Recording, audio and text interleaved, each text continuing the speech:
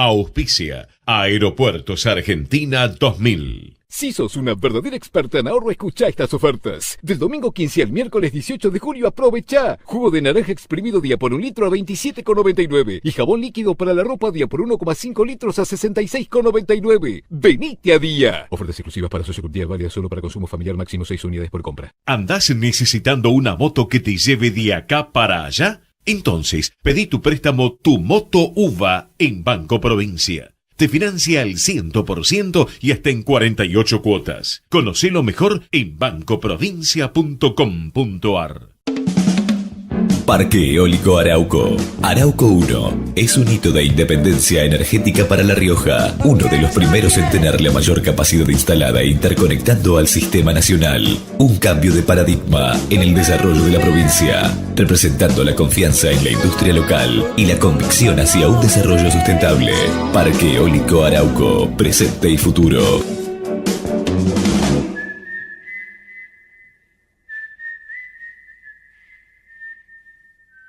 El teatro hace bien, el teatro hace bien, el teatro hace bien. No te quedes con las ganas. Estudia teatro en Timbre 4. Abierta la inscripción 2018. Niños, adolescentes y adultos. www.timbre4.com. Dirección Claudio Tolcachir.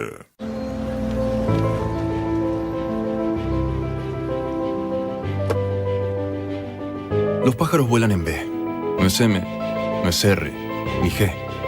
Siempre es B. Porque en B se llega más lejos. No es casualidad la B de volar. La B de viento. Que viaje, volante y volumen arranquen de la misma manera. La B es velocidad. B de volver a superarnos. De vara alta. De vamos. De volvimos a lograr nuestro mejor combustible. O simplemente, de todo eso que nos hace vivir.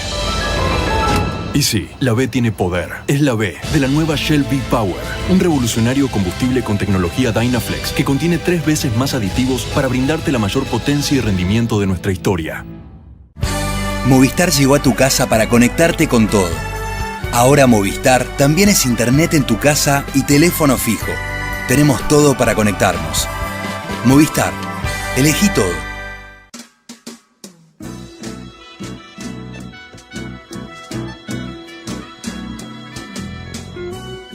Entrevistas con los protagonistas de la política, la cultura, el espectáculo, la música y el deporte.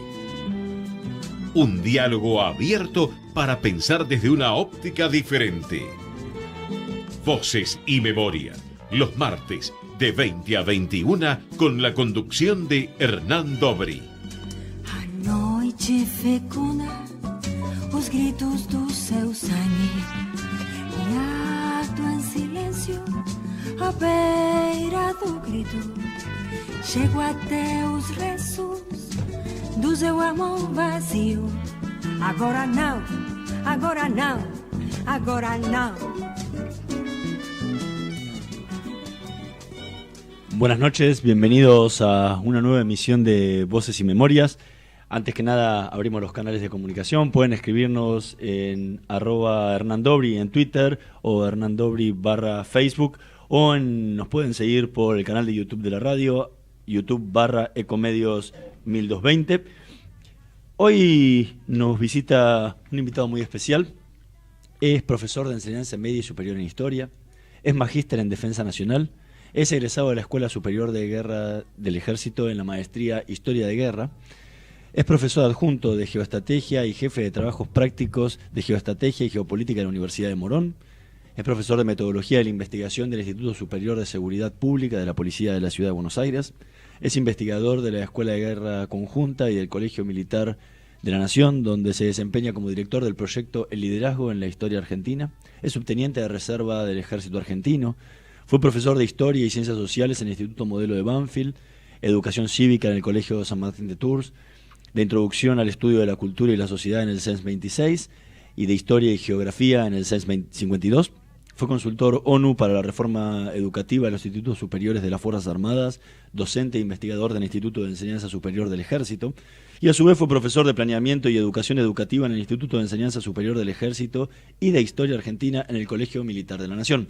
Se desempeñó como coordinador en los proyectos de investigación del Centro de Estudios para la Defensa Manuel Belgrano y como asesor de la Subsecretaría de Formación del Ministerio de Defensa. Hasta 2016 fue coordinador y profesor titular de Defensa Nacional, de Teorías del Estado y las Organizaciones y de Historia de las Campañas Militares en el Colegio Militar de la Nación. Hoy nos acompaña en Voces y Memorias Daniel Romano. Muchísimas gracias por haber venido. Gracias a vos por la invitación, Hernán. ¿Qué tal? Muy bien. Más allá de todo, de toda tu trayectoria que leímos. Sí, mucha presentación. Y eso lo de especial, bueno, todos somos especiales. Después de todo lo que dijiste, hasta yo tengo ganas de escucharme. Pero hay algo que tiene que ver con tu historia, que no está ni en los cargos ni en lo que estudiaste, y que tiene que ver con tu paso primero en en momentos de la dictadura, cuando fuiste secuestrado, estuviste detenido, desaparecido en Mansión Seré. ¿Cómo recordás ese momento?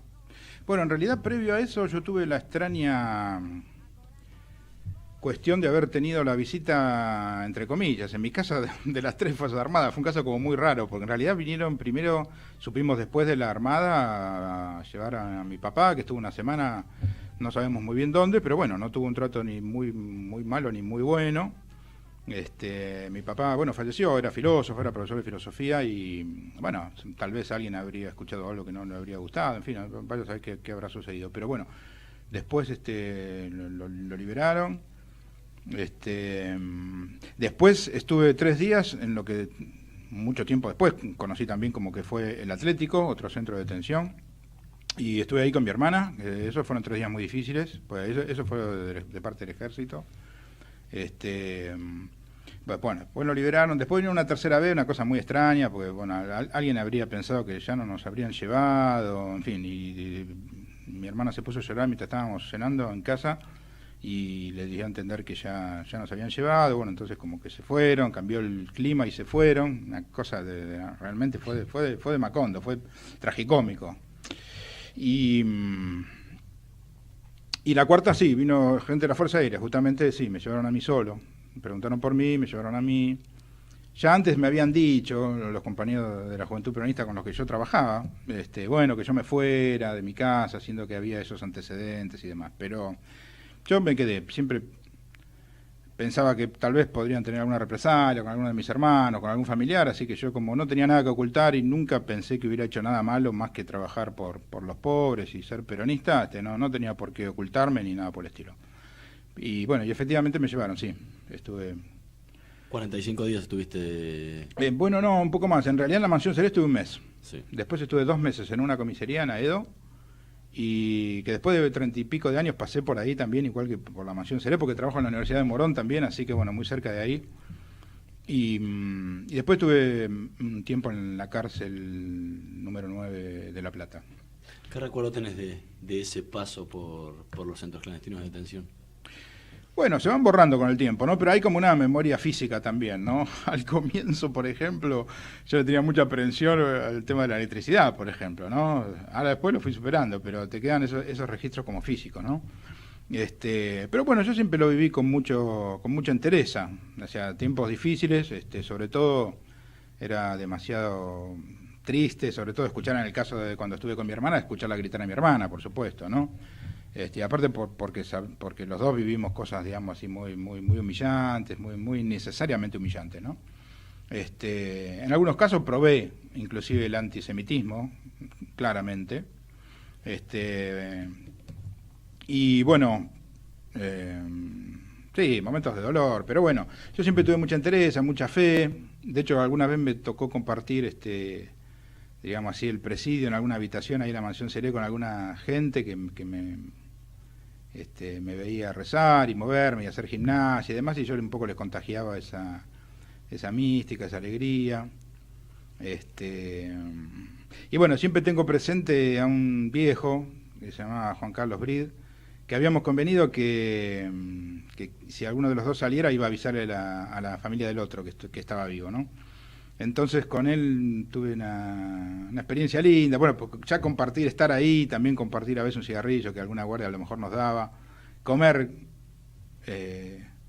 con la misma cuchara, compartir los momentos de angustia, de dolor, porque él a veces también era, en el caso de él era torturado de una manera muy ignominiosa, ¿no? Porque venía, digamos, como medio asfixiado, venía, porque lo asfixiaban con una bolsa de polietileno, entonces pobre, él jamás hubiera resistido la electricidad como la resistimos otros. Y efectivamente después salió, y alguien después en casa me dijo que había venido un señor así, así. Y aparentemente después yo con el tiempo no supe más nada de él y creo que volvió a desaparecer y nunca más supe de él. Y fue sugestivo que cuando después de un mes me hicieron como una suerte, diríamos así, como de simulacro de juicio. Yo siempre estuve vendado, con los ojos vendados, estuve un mes con los ojos vendados, un mes sin mover el vientre, porque una sola vez me quisieron llevar al baño con un tipo al lado, así que un acto tan privadísimo como ese no se puede hacer con alguien al lado. Entonces estuve un mes así y al final vi que ese día no era ya una sesión de tortura ni de palos, era todo más distendido, pero yo notaba que había bastante gente ahí, más de 2 o 3. Y entonces, bueno, me preguntaban qué les parecía que deberían hacer conmigo. Y yo les dije lo mismo que me había contado mi papá cuando le hicieron una pregunta similar a él, la gente de la Armada. Y yo les dije, bueno, miren, yo creo que me tienen que dejar en libertad, porque no hice nada malo, ni voy a seguir haciendo nada malo, más que trabajar en el marco de la fe que profeso y con el pensamiento que tengo. Y bueno, ahí medio me cortaron porque se ve que yo desde entonces había terminado de cumplir 18 años. Estamos hablando de hace 40. Y entonces se ve que les pareció un poco como taxativo la forma en que me expresé, entonces me cortaron y me dicen, pero vos entendés, pendejo, que te podemos matar a vos y no se entera nadie. Y le digo, bueno, y ahí es donde vino la frase de mi papá que yo tenía grabada en la memoria. Le digo, yo voy a morir cuando Dios quiera, no cuando ustedes quieran. Bueno, sí, pero igual tenés que ir a pagar, no sé qué culpa, qué sé yo. Entonces mañana te vamos a venir a buscar para llevarte, no sé si me dijeron a la cárcel o qué me dijeron, ¿no? Y bueno, a mí me habían sacado las zapatillas, así que no tenía ni las zapatillas. Y entonces me puse los zapatos de este Juan Carlos Brí, de este viejito, que me apretaban un poco, pero de algún modo me fui caminando con él, porque, caminando, en realidad me fui en baúl también, ¿no? Ahí viajaba mucho en baúl, que es muy poco recomendable. Es bastante feo viajar en baúl. Pero las cosas de la vida, ¿cómo es? Porque de ahí después me llevaron a un calabozo que no tenía luz y que tenía el largo de mi cuerpo y el ancho de mi brazo. Y sin embargo yo recuerdo ese momento que hoy te da como un poco de claustrofobia, como uno de los momentos y de los lugares más felices de mi vida. Porque había salido del otro. Porque había salido del infierno, ¿no? Qué paradójico. Porque ahí yo sentí de vuelta el tacletear de una máquina de escribir, las voces y demás. Y ya después de otros días pude tener la visita de un familiar y todo. Y durante ese tiempo en Mansión Celeste, ¿de qué te agarrabas para resistir? Porque no, estabas por eso, sometido a torturas todo el tiempo. tiempo. No, todo el tiempo no, tampoco fueron 6, 7 sesiones. Bueno, pero sí. No es poca cosa. Claro, no, pero un mes prorrateado a lo mejor no es tan terrible. Sí, no, y yo, por eso digo, siempre de la fe, de mi conciencia absolutamente tranquila, también de mi fortaleza, porque yo jamás cuestionaría a alguien que delató el nombre de otro, porque hay que pasar por eso para saber lo terrible que es. Y que es lo que de algún modo también no justifica, diríamos así, el tema de la tortura, es lo que lo hizo sórdido todo, ¿no? Pero bueno, a mí justamente ahí me llamaban el mudo, o sea, traía el mudo, llevaba el mudo, y entonces a mí me tenía firme la fe, la conciencia tranquila, y saber que en definitiva era muy miserable la actitud esta de agarrársela con quienes no habíamos jugado, digamos, con la lucha armada, que no habíamos tenido nada que ver con eso, y sobre todo en un tiempo en el que evidentemente acá había ya otras intencionalidades políticas que no tenían que ver con el hecho de terminar con la subversión, sino de agarrar pibes como en mi caso, o jóvenes como en mi caso, que trabajaban en un barrio. De hecho en mi casa justamente vinieron 2 veces porque en mi casa la conocían en todo el barrio, nosotros nos juntábamos ahí, yo no tenía nada que ocultar. De hecho, la primera vez que fui a la unidad básica en el año 73 fui de la mano de Dante Biel, que yo era tan chico que hasta me daba la mano para cruzar la calle, y él vivía ahí abajo también, y también fueron a la casa de él. O sea, había como una militancia, digamos, muy a la luz del día, nada que ocultar. Así que yo me sostenía en que yo no tenía por qué arrepentirme de nada de lo que hubiera hecho. ¿En algún momento pensaste que no ibas a sobrevivir? No, eso lo pensé en un minuto nada más de los primeros 3 días esos que estuve en el Atlético, porque esos días que estuve en el Atlético también fueron muy, muy violentos. Fueron muy violentos porque yo estaba en un lugar que después yo supe que se conoció como La Leonera, en un lugar donde estábamos separados como por unos tabiques de cemento que parecían como para perros, cosas por el estilo, tirados en el piso. Y a mí lo que me daba mucha tristeza eran las mujeres. La indignidad por ahí de que también se tuviera que vestir a alguna mujer y el pudor. Eso fue muy, muy indignante para mí. A mí y más cuando era tu hermana. Claro, no, yo ahí no vi que eso. Después mi hermana me comentó algún hecho indignante también, porque a mí también me pasó un hecho muy, muy triste. Para mi hermana también hubo como un tipo con un guante que parecía como que jugaba con un ratoncito, con el tema de la vagina, algo bastante terrible. Y yo tuve también una cosa medio así como de castración, con una cosa medio rara que por suerte, gracias a Dios, no me trajo aparejado ningún inconveniente, pero esas cosas, digamos, te dejan un recuerdo que hoy lo tengo presente, pues bueno, vos me haces referencia a esto, yo me da la impresión que tengo la suficiente fe, la interesa como para perdonar, por eso el derrotero de mi vida fue por otros caminos, o sea, yo jamás hubiera tenido una actitud, digamos así, de revanchismo ni de represalia para con ninguna de estas personas, porque era algo que después sí lo declaré en el juicio a la Junta, después sí. Cuando llegó el momento, ¿no? Es decir, bueno, de esto debería hacerse cargo la justicia, pero jamás, digamos, tener una actitud, digamos, de rencor. Siempre le di una dimensión política a las cuestiones y, bueno, hasta casi te diría en alguna medida hoy que estamos hablando un poco en términos personales, ¿no? Pero en realidad jamás consideré que mi tema pudiera ser tan, diríamos, importante para nadie, para ser signo, paradigma, modelo, de nada. Simplemente es un caso más de los tantos que han habido y que ciertamente tienen que tratar de ser reflejo de lo que no deberíamos volver a sufrir. Por eso, de algún modo, el derrotero de mi vida siguió por otro lado. Sí, o sea, totalmente. Estamos conversando con Daniel Romano, vamos a escuchar el primer tema que eligió para esta noche de Voces y Memorias, Juguetes Perdidos, Patricio Rey y sus redonditos de ricota.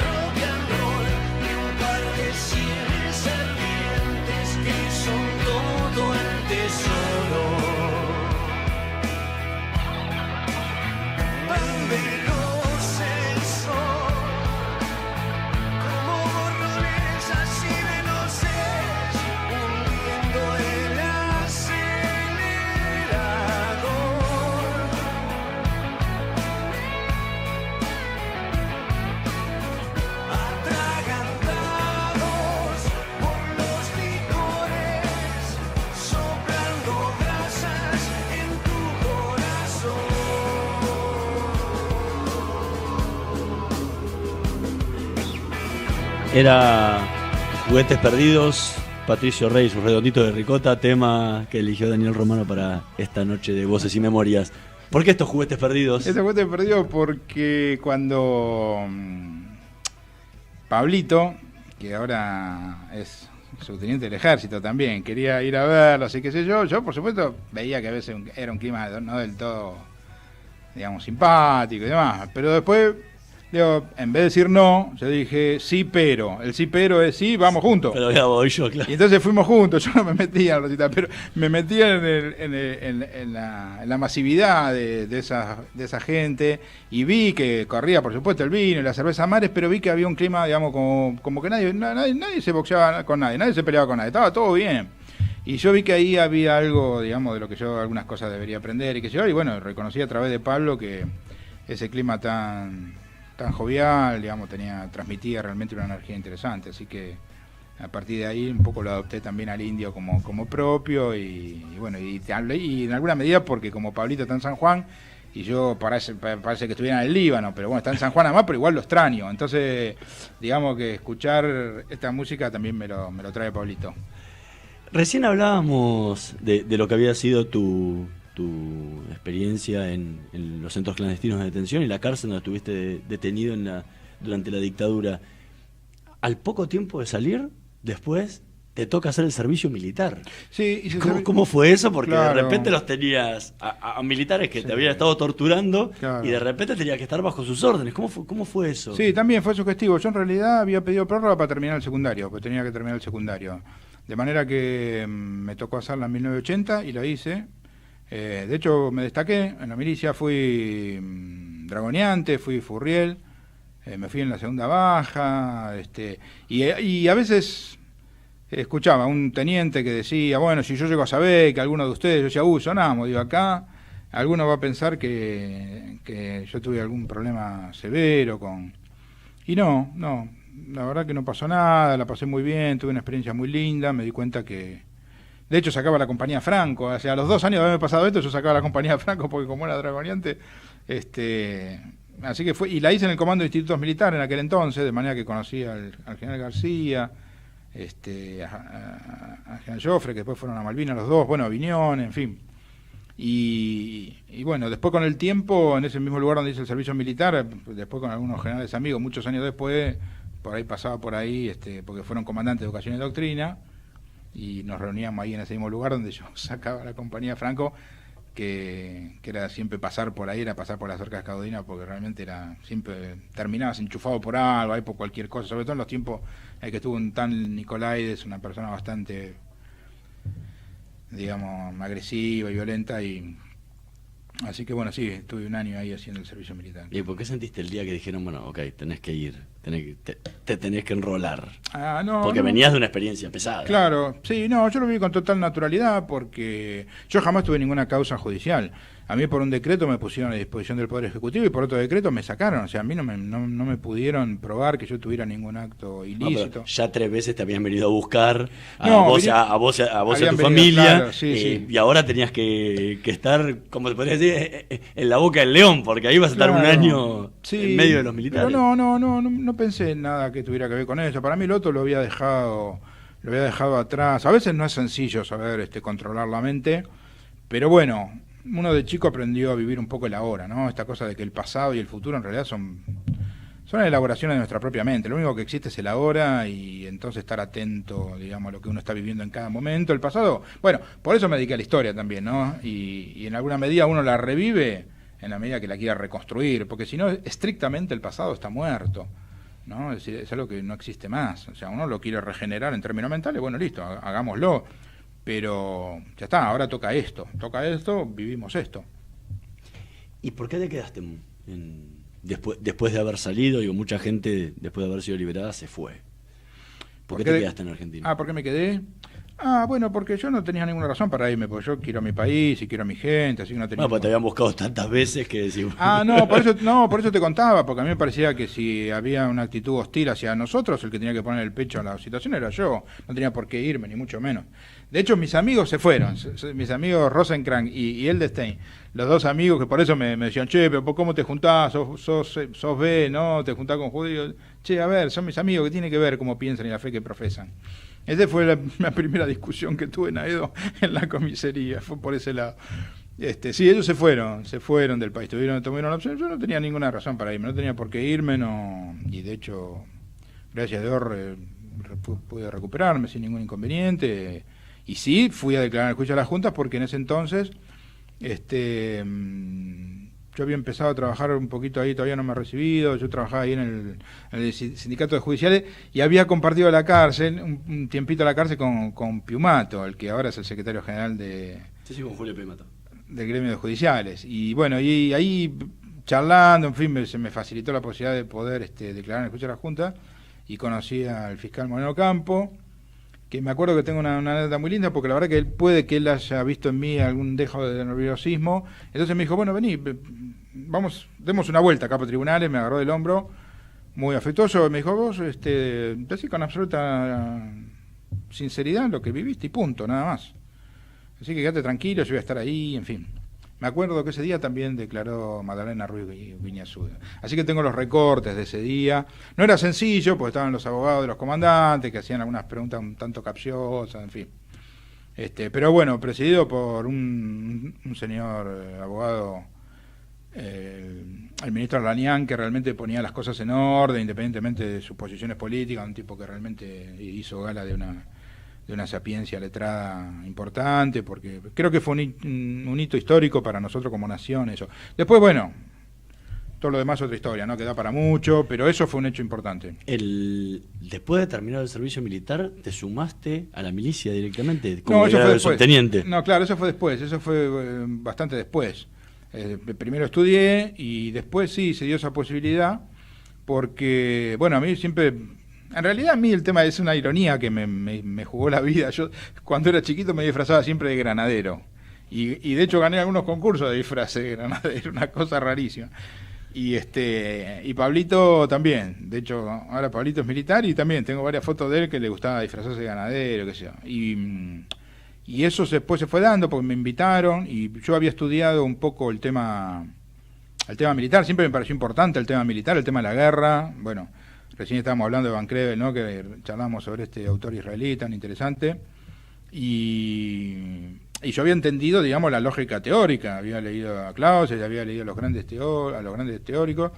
Bueno, entonces uno tenía una mirada estratégica sobre la cuestión, no estratégica y teórica. Pero me parecía que también me hacía falta vivir la experiencia, digamos, táctica, ¿no? La experiencia del terreno. Así que un poco fue eso, tal vez, lo que me llevó a ser oficial de reserva del Ejército Argentino. De hecho, después fui instructor, hice cursos. ¿Eso fue en qué año? Y yo el curso creo que lo debo haber hecho, ahora no lo tengo del todo presente, pero calculo que habrá sido 2011 ya, muy tardío, ¿no? Y de hecho, bueno, fui instructor de la reserva, hice un curso de exploración también en Arana, de caballería, hice el curso de Naciones Unidas, en fin. Después los tiempos te imposibilitan un poco hacer las dos cosas bien. Yo, de hecho, cuando fui instructor, no era de esos instructores que andaba con un cuadernito y una lapicera bajo el brazo, sino que me metía, me tiraba, saltaba, hacía todo lo que tenía que hacer. Pero bueno, después las obligaciones, sobre todo académicas, las obligaciones en el colegio militar, en la escuela de guerra, en la escuela de guerra conjunta, en realidad, te imposibilitan hacer las cosas bien. Nosotros que ingresaste como subteniente ya de grande. Sí, de grande, y de hecho recibimos el mando ese en el patio de honor del colegio militar, donde yo de hecho enseño en el colegio, así que pasar por ese patio para mí es muy significativo, pues no solo ahí se recibió a mi hijo, sino que yo me recibí inclusive antes que él. Así que de hecho estuvimos en el terreno con mi hijo, fue una experiencia muy linda, con algunos también de mis camaradas. Pues estuvimos en el terreno con Pablito, que fue una experiencia realmente muy, muy linda, muy sentida. Yo aprendí muchas cosas de Pablito también, porque Pablito era cadete, pero obviamente Pablito es estrictamente un militar, entonces yo aprendí muchas cosas del terreno gracias a él, a resistir, en fin, la sed, en fin, a correr, a muchas cosas, ¿no? Tuve todo un día con Pablo de instrucción, era subinstructor de primer año, y yo tuve la gentileza de parte de un teniente primero en ese entonces, permitirme por Monte Caseros en Corrientes ver si lo encontraba Pablito, que estaba desplegado. Fue buscando el soldado de Ryan, porque yo iba con un Unimog a ver dónde estaba Pablito, y fue a un lado, fue a otro. En uno había un romano, pero no era él, tal cual, hasta que finalmente di con él y lo fueron a buscar, y él no esperaba encontrarme a mí, que yo venía todo andrajoso porque había estado en el terreno. Entonces tenemos una foto de ese encuentro, y Pablito realmente tuvo mucha alegría de que yo lo hubiera buscado y lo hubiera encontrado, y todo ese día compartimos la instrucción con primer año. Así que para mí moverme con primer año fue difícil, pero yo sentía que tenía que poner lo mejor de mí, porque no hace cosa que los chicos de primero después a Pablito le dijeran, che, tu viejo. Entonces yo ponía toda la garra y me quedé hasta el final, tuve toda la instrucción, y fue muy interesante porque después de una mañana muy ajetreada, nosotros donde estábamos parando en el back nuestro teníamos de algún modo el rancho cercano, pero acá llegaba el mediodía y yo ya estaba sacando mi bolsa de completamiento, pasé y dice, no, pero ahora vamos a comer. Y entonces hicimos una larga marcha hasta la ruta, que era donde pasaba el último con la comida. O sea, tuvimos hechos con Pablo ahí muy, muy fuerte. Tengo un recuerdo muy grato de haber compartido esa instrucción ahí en Monte Casero. Estamos conversando con Daniel Romano. Vamos a hacer una pequeña pausa y volvemos en un minutito con más Voces y Memorias. Vamos la radio, somos tu voz. Vamos con Eco, siempre la verdad y la mejor información. ¡Ay, pero qué tarde que se me hizo! Me tengo que apurar porque si no, no llego.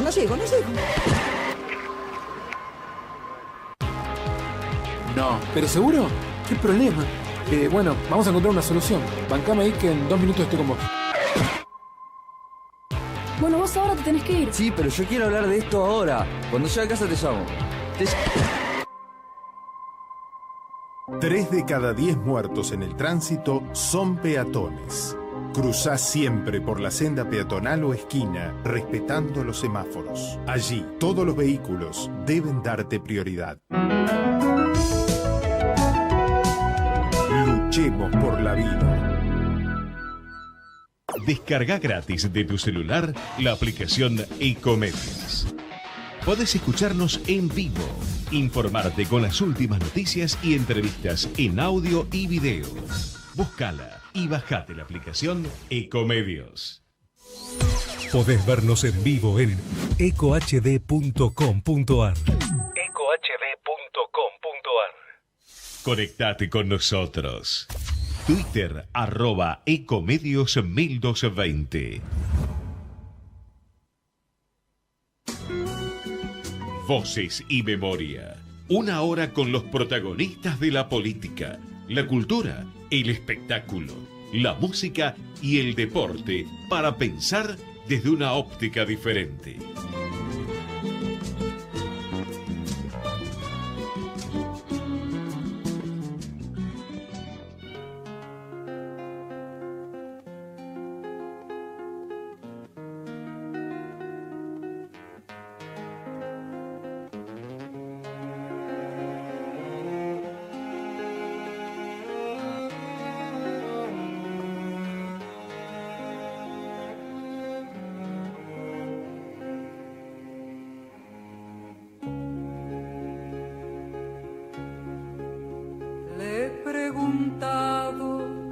A mi sombra, a ver cómo ando para reírme, mientras el llanto con voz de templo rompe en la sala, regando el tiempo.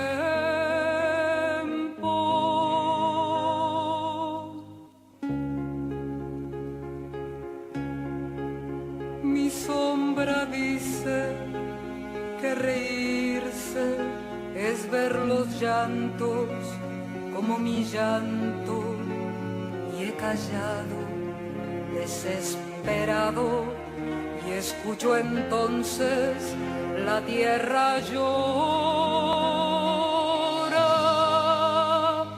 La era está pariendo corazón no puede más, se muere de dolor y hay que acudir corriendo pues se cae el porvenir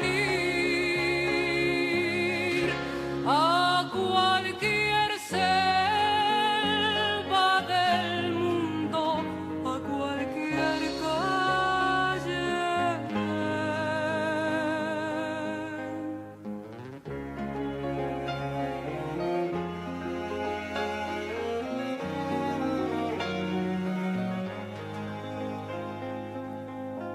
Debo dejar la casa y el sillón. La madre vive hasta que muere el sol y hay que quemar el cielo si es preciso por vivir,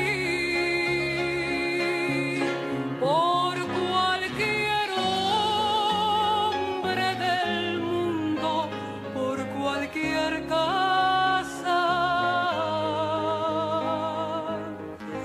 Debo dejar la casa y el sillón.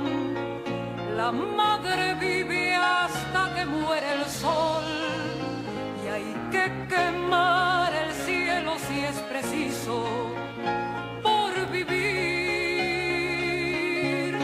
por cualquier hombre del mundo, por cualquier casa, por cualquier hombre del mundo, por cualquier casa.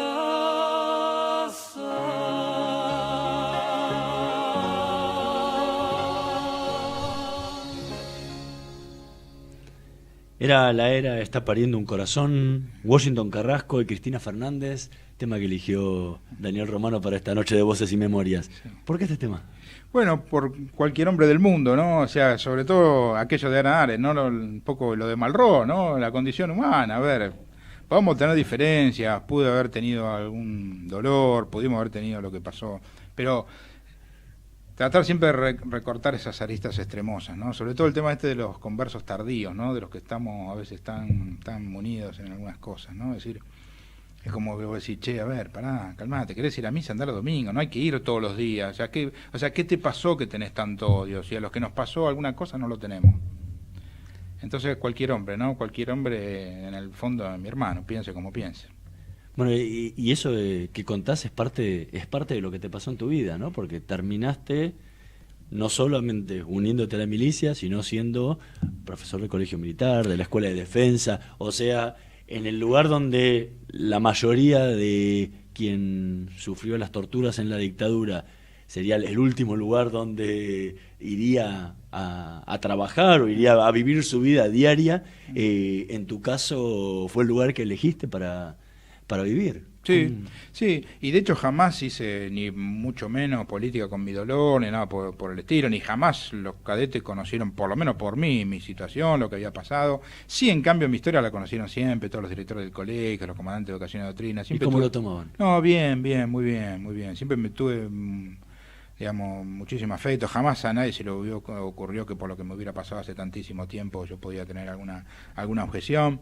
De hecho, yo siempre que trabajé ahí, trabajé a través de concursos, o sea, integré en las cátedras por concursos, de manera que, no, siempre muy buena acogida, sobre todo en los oficiales superiores, y bueno, no es cuestión ahora tampoco hacer referencia a nadie en especial, pero de hecho, quienes hoy presiden estamos yo conjunto y el ejército son mis amigos.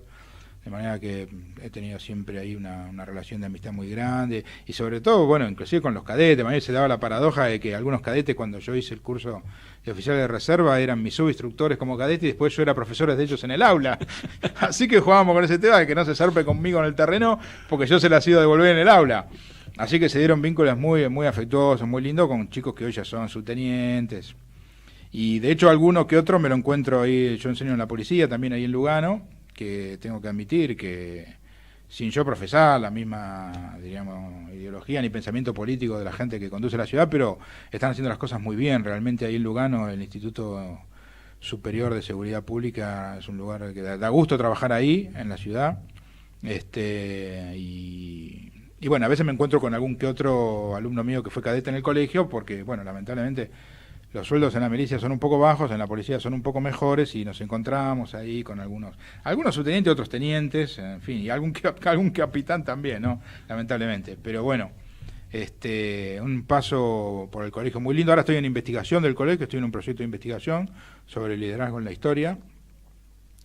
Dependo ahí de la secretaría de la Secretaría de Investigación que preside el coronel Pablo Rolando. Y bueno, estoy en la Escuela de Guerra Conjunta, en otro proyecto de investigación, en fin, con algunos generales amigos también. ¿Qué te atrajo de la vida militar?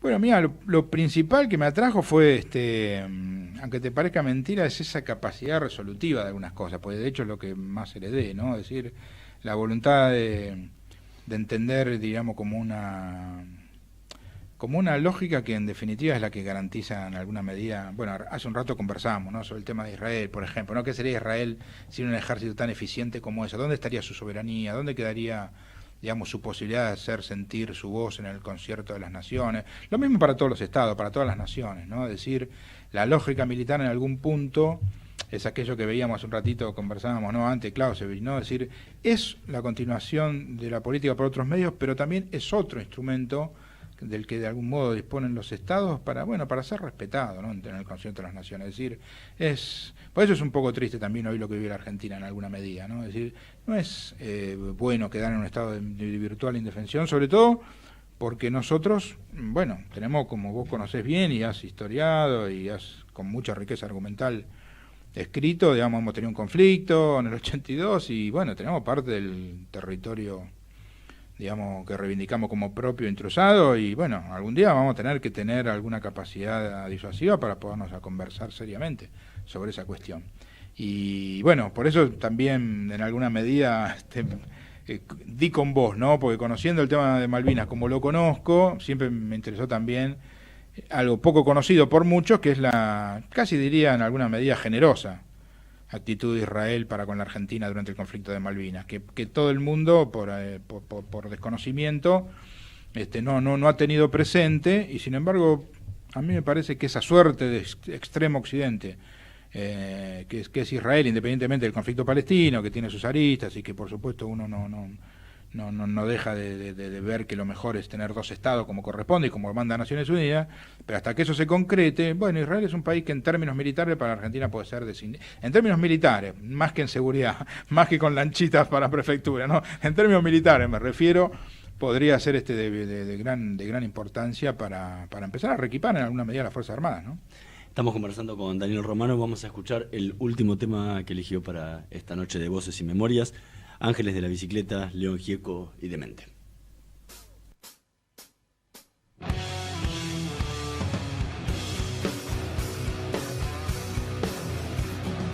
Cambiamos ojos por cielo, sus palabras tan dulces, tan claras, cambiamos por truenos. Sacamos cuerpo, pusimos alas, y ahora vemos una bicicleta alada que viaja por las esquinas del barrio, por calles, por las paredes de baños y cárceles. Bajen las armas, que aquí solo hay pibes comiendo. Cambiamos fe por lágrimas, con que el libro se educó esta bestia con saña y sin alma. Dejamos ir a un ángel y nos queda esta mierda que nos mata sin importarle de dónde venimos, qué hacemos, qué pensamos. Si somos obreros, curas o médicos. Bajen las armas, que aquí solo hay pibes comiendo. Cambiamos buenas por malas. Y al ángel de la bicicleta lo hicimos delatar. Felicidad por llanto.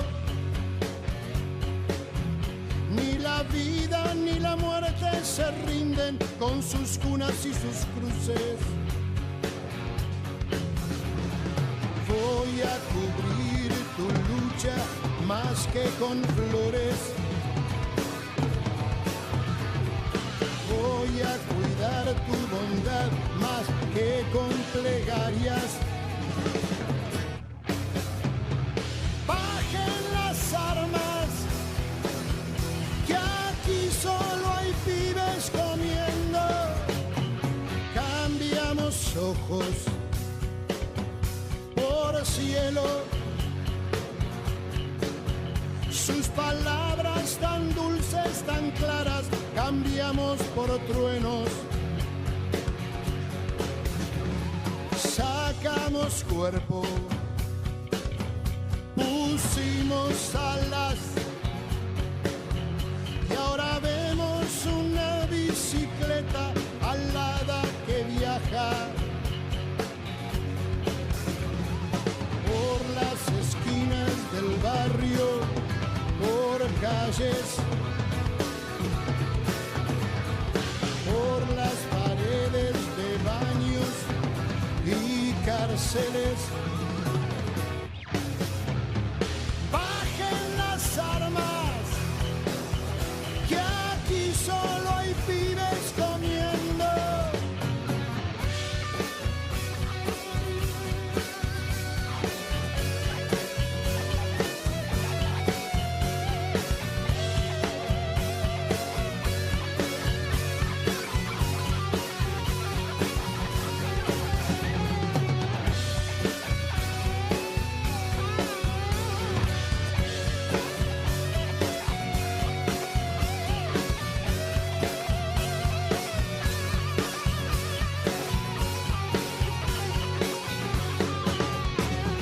Bajen las armas.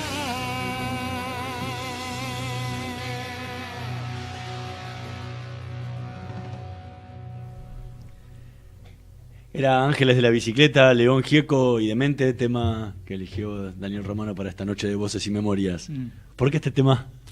Bueno, un poco me remonta a mis orígenes, ¿no? Al joven ese idealista que trabajaba en el barrio, ¿no? Y entonces, claro, esta es una historia muy triste, ¿no? De un chico que muere en el 2001 en Rosario y en alguna medida es reprimido también por trabajar por los demás, ¿no? ¿Seguiste militando? Sí, claro. Siempre en el peronismo, ¿no?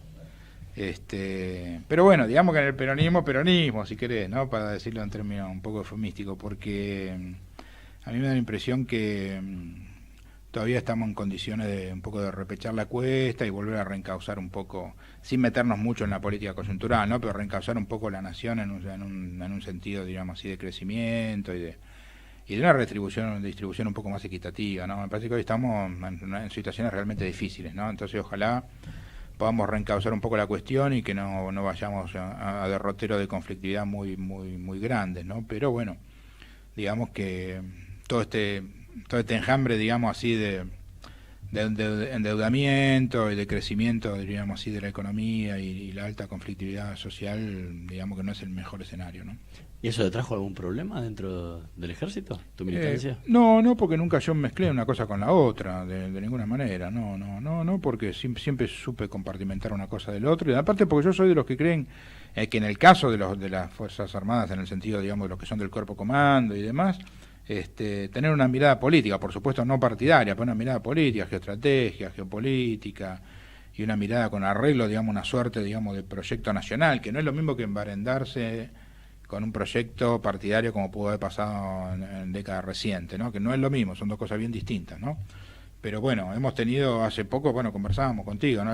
Un general como Ratema, que ha tenido la capacidad de tener una mirada no corporativa para hacer un informe como el que hizo de Malvinas, y tener una mirada política y tener, bueno, grandes pensadores que fueron militares y que tuvieron una mirada geopolítica, como el caso de San Martín, como el caso de Rosas, como el caso de, en alguna medida también de Roca, por supuesto, y obviamente Perón, es decir, miradas que tienen que ver con decir, no hay lógica, digamos, para un militar, no hay lógica para una mirada geoestratégica si primero no hay un Estado, no hay una nación, ¿no? Entonces una mirada política en ese sentido alto, de lo que nuestras abuelas dirían, digamos, y la alta política, es importante tenerla. ¿Qué le dijiste a tu hijo cuando te dijo, quiero ser militar?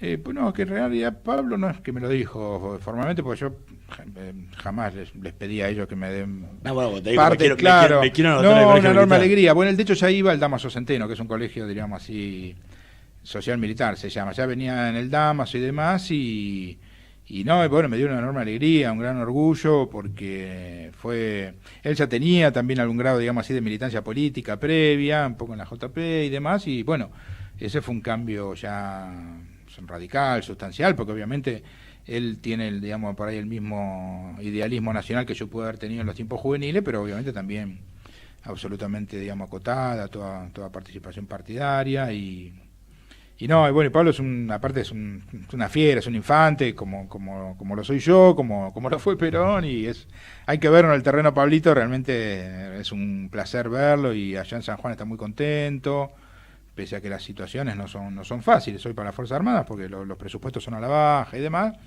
pero siempre hay un espíritu, digamos así, de superación, de arreglarse con lo poco.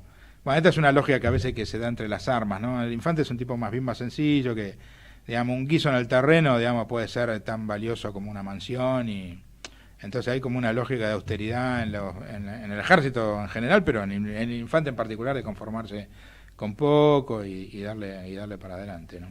¿Te considerás el caso que cerró la grieta? Bueno, tanto no, pero yo me siento un poco... porque claro, viviste la militancia, sí, viviste la tortura, sí, y terminaste dentro de las propias Fuerzas Armadas. Claro, y bueno, uno trata de ser eso, una suerte, digamos, de tipo que se mete en la grieta y a veces queda un poco en el medio de la morsa y apretado de los dos lados, ¿no? Pero a mí me da la impresión que los tipos que intentamos hacer un poco, ser testimonio un poco de la fe que profesamos, ¿no? En mi caso, particularmente, soy cristiano. En realidad soy más cristiano que católico, ¿no? Pero la verdad es que nos sentimos que tenemos que tirarnos en la grieta y que nos pasen por arriba si hace falta, pero tener el coraje de juntar posiciones y no tener la guapesa de los que parece que son valientes pero están de un lado solo y cacarean y nunca son, digamos, capaces de arrimarse a los otros, ¿no? Es decir, el verdadero valiente me parece que confía realmente en su identidad, será aquel que no tiene ningún inconveniente en reunirse con el otro, que no siente que va a ser menos o distinto por reunirse con el otro y conversar con el otro. Entonces, ahora, obviamente, todavía nos falta un tramo por recorrer y hay muchos interesados en que estas cosas no se produzcan. Pero después hay otros con los que realmente es un placer conversar, ¿no? A mí, por ejemplo, me pasó no hace demasiado encontrarme, por ejemplo, en el regimiento de Patricios con un señor que de algún modo se acercó a mi hijo y a mí, que hizo un libro, digamos, muy sesudo, muy académico, se llama José D'Angelo, y entonces yo tuve el gusto de saludarlo y él a mí, y yo presentarle a mi hijo, y entonces evidentemente él sabía quién era yo porque le dice a mi hijo, bueno, te lo felicito, ¿no? Dirigiéndose, ¿no?, a usted, a mi hijo, por el padre que tiene, pues siendo de tener un padre así, es obvio que usted tiene que tener un hijo así. Y entonces, bueno, esa especie, digamos, de momento tan grato a mí me significó la idea de que es posible empezar a dar vuelta a una página. Pero del otro lado se entendió también, porque tuviste experiencia cuando visitaste Mansión Seré y contaste que había estado detenido ahí y que vos venías con militares, claro, y que no comprendían muy bien qué hacías del otro lado. Y bueno, ese fue un momento muy difícil. Yo después de 36 años fui ahí porque me invitaron dos coroneles en ese entonces a rememorar la avenida de Perón ahí a Morón, y yo ahí recordé que mi papá había ido a Morón a pedir por mí cuando estaba desaparecido, que había hablado con un comodoro Santuchón en aquel entonces, que después creo que fue brigadier, y ahí averigüé dónde era que estaba esa famosa Mansión Seré. Fui con ellos, le llamó un poco la atención a la gente de Derechos Humanos de Sabatel ahí. Bueno, de hecho la chica esta dijo, bueno, fíjense de contenerlo porque puede ser que le produzca alguna sensación rara, ¿no? Y realmente me produjo una sensación rara después de tanto tiempo ver donde yo estaba ahí tirado en un camastro, siempre engrillado. Así que bueno, dormir con los grillos en los pies y en la mano es medio incómodo un mes. Así que bueno, trajo recuerdo. Pero después pasó que querían, digamos, como tenerme como un virtual trofeo o algo por el estilo, porque me llamaba. Yo le decía que no me interesaba hacer derecho humanismo, ni mucho menos política con mi dolor, ni nada que se le parezca, que para mí. Pero bueno, insistieron, hasta que un día me invitaron a un evento y yo tuve ahí muchas diferencias, porque en ese evento de la Nación Seré iba a hablar Horacio Berbisky. Y entonces yo le dije que yo no tenía sentido que fuera a escuchar a aquel que arreglaba con la fuerza que a mí me torturaba. Era Daniel Romano que nos acompañó hoy en esta noche de Voces y Memorias. Muchísimas gracias por haber compartido todos estos recuerdos con nosotros. Bueno, muchas gracias a vos, hermano. Nosotros nos vamos a reencontrar la próxima semana en una nueva edición de Voces y Memorias.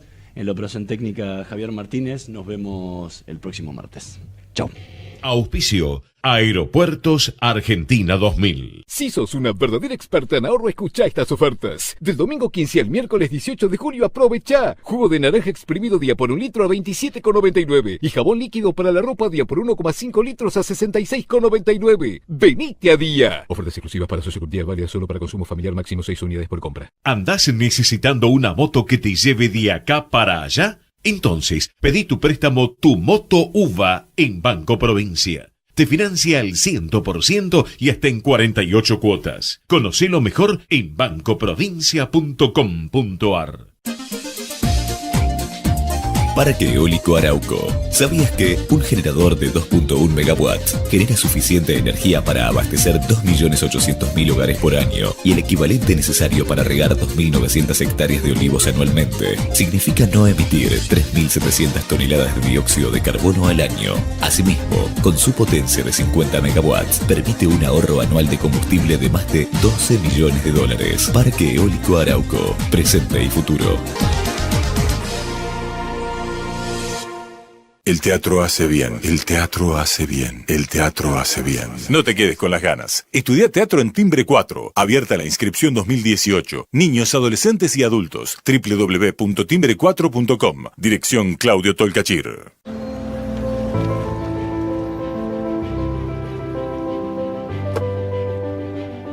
Los pájaros vuelan en B. No es M, no es R, ni G. Siempre es B. Porque en B se llega más lejos. No es casualidad la B de volar. La B de viento. Que viaje, volante y volumen arranquen de la misma manera. La B es velocidad.